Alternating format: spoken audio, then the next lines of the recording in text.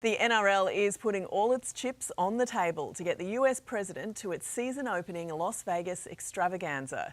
Today, correspondent Lara Vella joins us in the studio with more. Lara, Peter V'landys is trying to use the magic of television. Jane, good morning to you. He certainly is. What do you do to get the President of the United States' attention when you've tried all the official channels?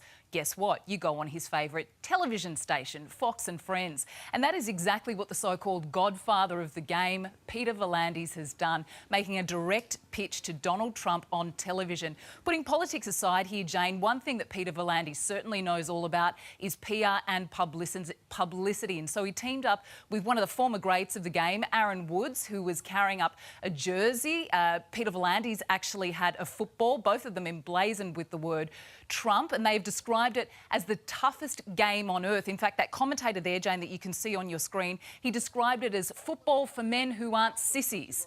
Make of that what you will, but here's some of Peter V'landys making that pitch to Donald Trump.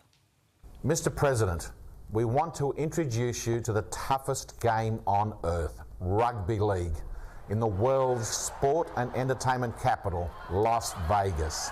We know you love physical, tough contact sports. There's no sport more brutal than rugby league.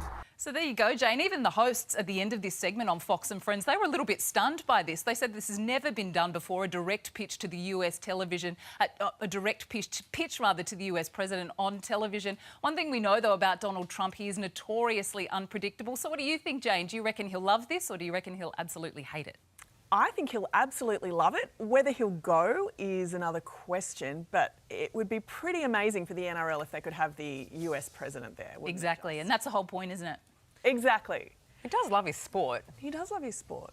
I guess there's a bit going on in Europe, but I think this is the most important thing. Well, he was at Daytona the other day, wasn't he? Sure. Yeah, I agree. absolutely. If he can nip out to play golf, he can nip in and watch the NRL. Exactly, Absolutely. Kate.